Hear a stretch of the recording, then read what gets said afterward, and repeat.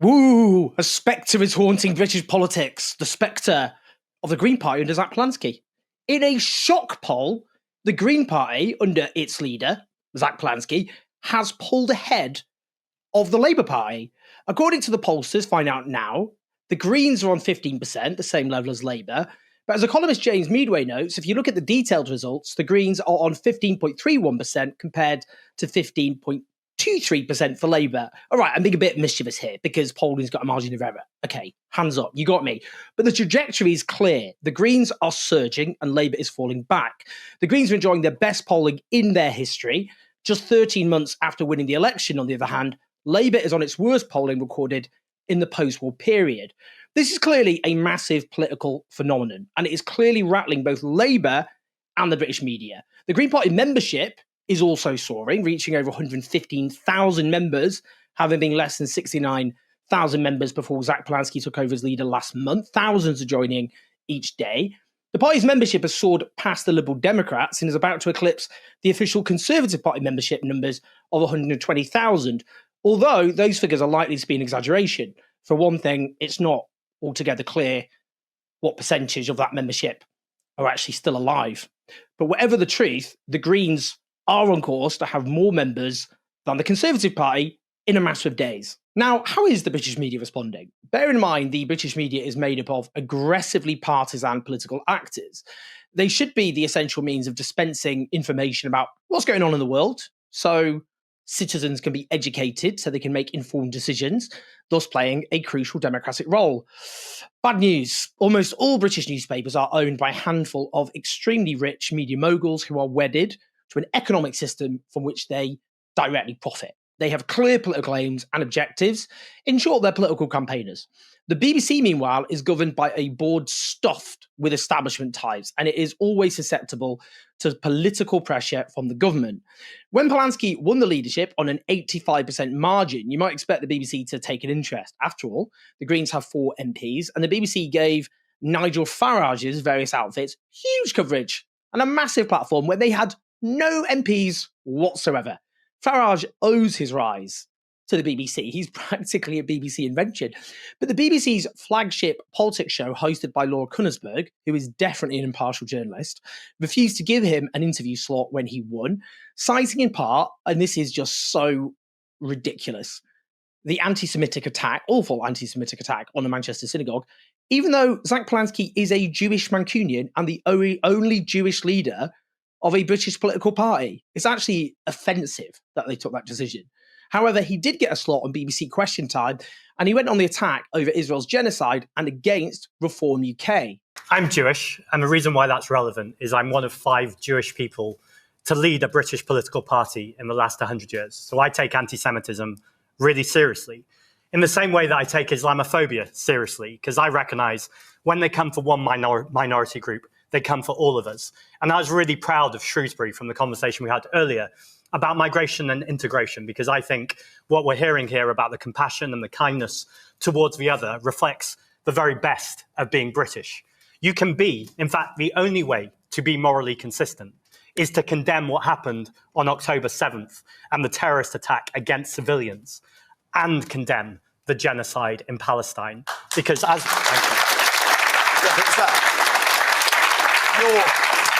Your deputy leader has done nothing of the sort. He's stoked the flames in his comments. I don't know how you could say that. The idea that the Greens are nice, fluffy bunnies. The day after the 7th of October, he made inflammatory comments, undeniably inflammatory comments. Now, after people questioned him, he did then come back and apologise for them. Can you tell us what those inflammatory comments were? I don't have the quote here, but honestly, you can find it out. No, he did. I think he's also taken other comments down off social media. So I'm afraid, look, let's be clear here. You've got members, senior members of your party, stoking the flames here, and let's not pretend otherwise. Well, let's be clear here. Can you enlighten us as to what those comments were? I genuinely don't know what the comment specifically was, but I think we're hearing a rattled political attack here.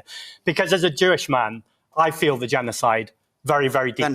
Imagine what it must be like to be a Muslim man and to see who could be your family and your relatives, to see how that's being behaved. Now, I want everyone to treat politics with sensitivity, with nuance, to bring kindness and compassion. I think the woman up there, spoke really powerfully earlier. You're the leader of the party. Zach, can I just say, I'm a Muslim, and you're calling me a fascist. Are you going to extend that courtesy? Oh, you absolutely are a fascist. You're from a far-right party. Right. You're Nigel Farage. Let's just be clear about that. Wait. I'm going to let Zach talk, and then I'm going to let you come in. Now, wait a minute. Your concern about Muslims extends only so much as they agree with your political I realise he's made an allegation. I'm going to let Zach talk, and then I'm going to let you respond. Let's bring the receipts. Nigel Farage, he joined forces with the Swedish Democrats in the European Parliament. This is a far-right Nazi group. They want to deport people, not based on the colour of his skin, but from the places that they've come from. They also, Nigel Farage talks about it being the end of democracy because of the way certain ethnic minorities are voting. These aren't robust words, as Annabelle called them earlier, or we've heard on the conversation. This is racism, it's fascism, and we should call it out. Woo! Blimey. Wow, he really went for it there. Reform is not used to having it stuck up them. I don't know what the right term is. You get the gist, don't you? Sorry, not quite as eloquent, unfortunately, as Zach there. What Polanski is clearly trying to do is a strategy of going on the attack and not being afraid of picking fights. Listen to this on Channel 5's Jeremy Vine show as he's heckled by Carol Malone, an interesting character, over taxing the rich and the rights of trans people. First of all, I don't dislike rich people. I just want rich people to pay fair taxation, which is very different. Second, women's rights, I believe, from speaking to women that they want us to be talking about, is violence against women and girls, not being able to get a gynecology appointment, the gender pay gap. You can't say what women's rights are because you're not one. J.K. Rowling is one, and she stands up for women. So you can't prioritise. She's one woman, as you are, but also I listen to lots of women who say we are trans inclusive. But you're still not. And actually, the problems are. You do not understand what has been happening to women. On a positive note. Well, yeah, but you do not understand the erosion of women's rights. But you're not trans, so we could all say we're not that thing, so we can't have an opinion. You can still have an opinion from listening to people. Yes, you are a woman, and you're one woman with an opinion. The erosion of women's rights, and I think I didn't have any time for her before this, but now I do. I don't hear her talking about women's rights, so I just hear her talking about trans people. Well, then you're not listening to her then, because that's all she talks about. Again, he's standing his ground and being direct while staying very calm, rather than being slippery and evasive. The sorts of things people don't like, particularly when it comes to issues like trans rights. That's, I think, what people don't like. The kind of, not being, obviously trans people have been thrown under a bus, demonized, scapegoated, treated like gay people were in the 1980s. But he's just, clearly standing his ground, being consistent there. You can't speak because you're not a woman. Well, in that case, you can't speak because you're not trans. This week, the New Statesman's George Eaton splashed on Labour has a green problem. He notes correctly, the Greens might have enjoyed their best result at the last election, winning 6.7% of the vote in 4 seats, but they struggled to exploit the opportunity this presented. During the first year of this parliament, with 2 little-known leaders, they were more stagnant than insurgent. I agree with that. I mean, clearly, they had an open goal and they weren't even kicking the ball. But Eaton, who's very well connected with Starmer's crew, notes the surge in membership and polling, adding, it's a challenge that plenty in Labour are taking seriously. Polanski is a real threat, says a senior source, warning that the old assumption that these people have nowhere else to go no longer holds. Number 10 has long believed that the Greens, rather than the faction-driven remains of Corbynism, pose the biggest threat, a prediction that has so far been borne out. Yeah, I mean, the Starmer team, Starmer won the leadership by claiming to be on the left. And then, his team lied through their teeth, not in a subtle way.